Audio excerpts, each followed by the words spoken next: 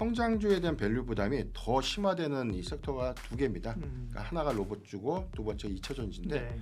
사실 로봇은 올라간 만큼 그만큼에 대한 변동성은 우리가 어떻게든 이해가 좀 되는 부분이지만 2차 전지가 과연 기대감으로 좀 반영됐던 수치가 과연 있었을까? 에코프로비엠과 에코프로의 위치를 좀 감안해 보면 현재 빠졌던 구간에도 불구하고 시가총액 2위와 3위권의 유지가 좀 되고 있는 거죠. 수급들이 정상화되는 구간, 매수 얘기가 맞는데 지금은 좀 두렵죠.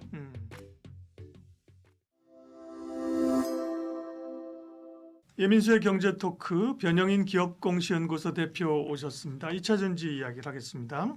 사실 뭐 반도체 얘기는 매일 하는데 저희 네. 채널에서는 특별히 또 2차 전지 가지고 계신 분들이 많으니까 네. 그렇게 보시는 분들이 위해서 2차 전지 얘기도 얘기를 하는데 2차 전지는 사실 뭐 오늘 소재단에서 좀 오르는 종목들이 눈에 띄긴 합니다만 전체적으로 셀사를 보면 이제 약한 흐름들인데요. 네, 2차 전지가 이렇게 힘을 못 받고 있는 이유는 뭔가요?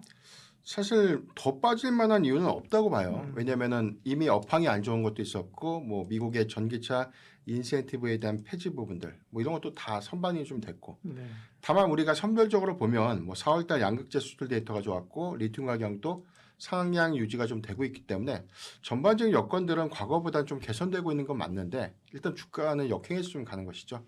가장 먼저 심화되고 있는 거는 뭐 코스피 지수랑 이제 코스닥 지수의 이제 지수 그러니까 수급의 양극화가 좀 심한 부분들이 주가 계리율을 좀 더 키우고 있다라고 좀 보면 좋을 것 같고 이게 2차 전지 섹터에만 좀 악영향을 좀 끼쳤던 게 아니라 일부 전 너무 수급 쏠림이 좀 심화되고 있는 뭐 반도체 톱 대형 로보틱스 관련주 종목들 위주로 좀 갔다가 최근에 일부 수급이 좀 되돌린 것처럼 보여주지만 그래도 코스닥 안에서는 반도체 소부장에 좀 더 집중되다 보니까 아무래도 셀사도 조정 코스닥 내에 있는 뭐 2차 전지 소재 기업들에 대한 주가도 오히려 좀 더 조정폭에 대한 영향을 좀 더 크게 반영시키고 있지 않나 좀 보십니다. 2차 전지만 못 갔냐? 사실 못 간 게 훨씬 많죠. 그죠? 반도체 말고는.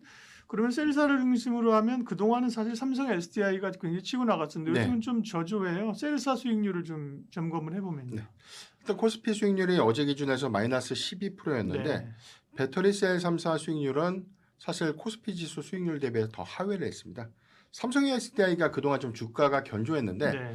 결국 좀 버티지 못하더라고요. 음. 지금 추정을 해보니까 30% 정도가 좀 하락을 했고요. 가장 큰 폭의 하락을 했고 LG 에너지 솔루션이 17%, 이제 SK 이노베이션 14%인데 5월 수익률과 좀 연계를 좀 해보면 5월 달에는 그래도 강점을 좀 보였다라는 차이가 좀 있기 때문에 그래도 삼성 SDI가 5월 달 전체 두 개의 수익률이 28% 정도가 하락을 했습니다. 그리고 LG 에너지 솔루션이 18%, SK 이노베이션은 오히려 23%. 그러니까 수급 기준을 보면 삼성 SDI는 이제 오른 것에 비해서 어느 정도 반납을 했지만 그래도 저점 대비해서 주가는 좀 유지를 좀 하고 있고요.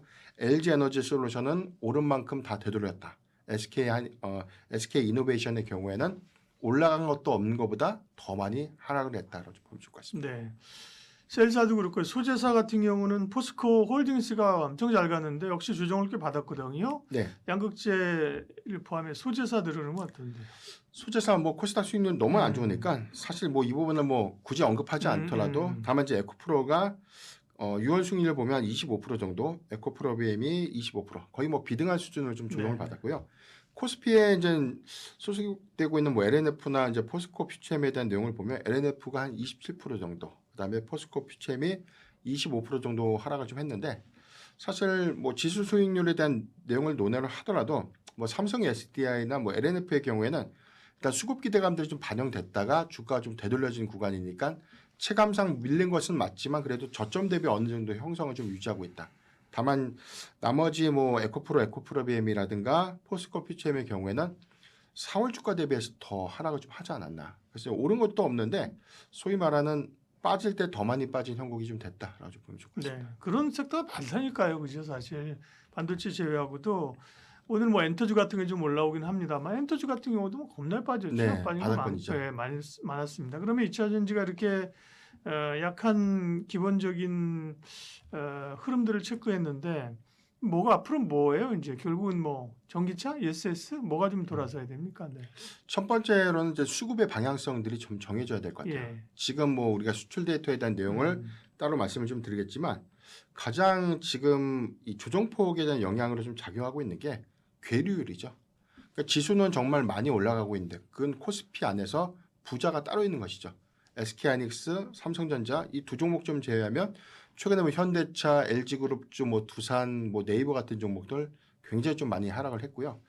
일단 투톱을 좀 제외하고 보면 사실 오른 종목들은 거의 전무한 수준입니다. 네, 이런 것들을 좀 고려해봤을 때 일단 지수의 안정화, 특히나 반도체 투톱의 수급 쏠림이 심한 건 맞지만 그래도 두 종목이 잘 끌어줘야 될 것 같고요. 어느 정도에 대한 상승폭이 좀 제한되면 일단 박스권에서 유지가 좀 되면서 그 해당되는 수급 부분들이 상대적으로 좀 덜 올랐던 뭐 코스닥이나 개별 종목군들에 대한 집중도를 좀 높여줘야 될 것 같은데 오늘 시장의 흐름에서 일부 좀 확인됐던 수치는 그래도 이제 국민성장 펀드의 추가 투입 부분들, 그다음에 이제 코스닥 승강제, 정부의 어떤 정책 기대감, 다만 연속성이 좀 떨어져요. 그러니까 이 부분은 오늘 뭐 3% 정도 코스닥이 올랐다고 해서 이게 만족할 만한 수치가 아니라 1000포인트를 깨고 나서 좀 반등을 한 것이기 때문에 이걸 사실 반등을 했다라고 좀 표현하기 또 무색할 정도로 지금 그만큼에 대한 등락폭이 커져 있다. 그래서 코스닥 시장의 전반적인 수급 안정화가 먼저 좀 선행이 좀 되어야 되지 않을까라고 보고 있습니다. 네.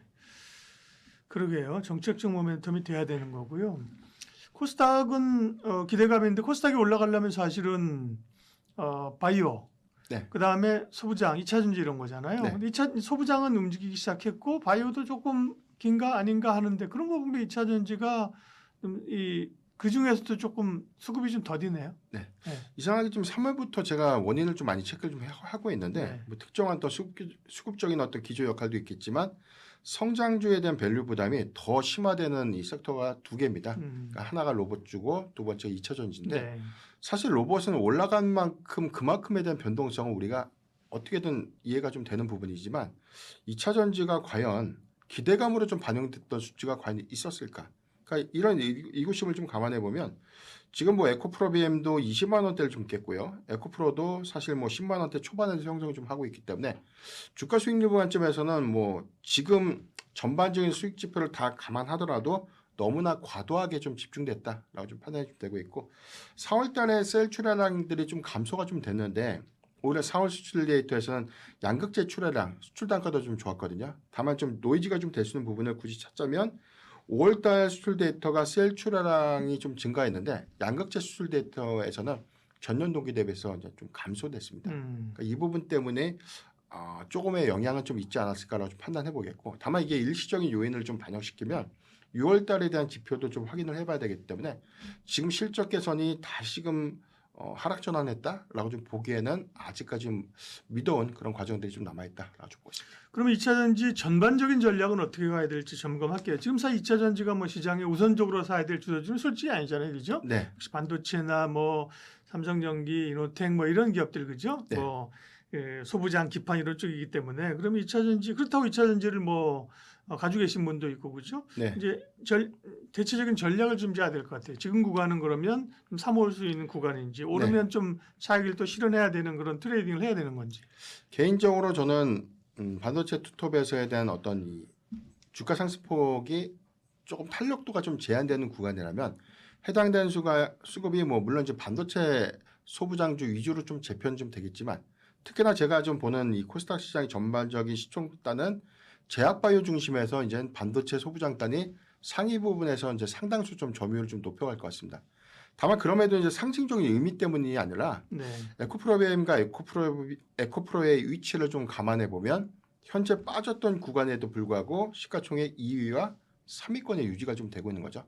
그렇다면 시장의 수급들이 정상화되는 구간 그리고 정부의 정책 부분이라든가 코스닥 시장 안에서에 대한 뭐 승강제가 좀 이루어진다면 이게 뭐 펀더멘탈 관점에서만 분류가 되는 것이 아니라 업종별로 다 분류가 되는 것이죠. 그러면 당연히 양극소재사의 대표 종목인 뭐 에코프로와 에코프로비엠의 경우에는 사실 수급적인 이점을 받으면서 좀 반등할 수 있는 여러 건 있다라고 보고 있기 때문에 단기적인 낙폭이 좀 큰 것 때문에 사실상 가격적인 측면을 보면 매수 얘기가 맞는데 지금은 좀 두렵죠. 다만 좀 그럼에도 불구하고 투자의 여러 부분들이 좀 있다면 현재 구간에서 매수했을 때 여기서 더 하락하기에는 그 가능성 저는 제한적이다라고 보고 있기 때문에 오히려 지금 시점에 대한 접근 관점에서는 부담 없이 밸류에 대한 부담을 크게 덜어낸 구간이니까 지금 구간이 저는 더 적기가 좀 될 수 있다라고 보고 있습니다.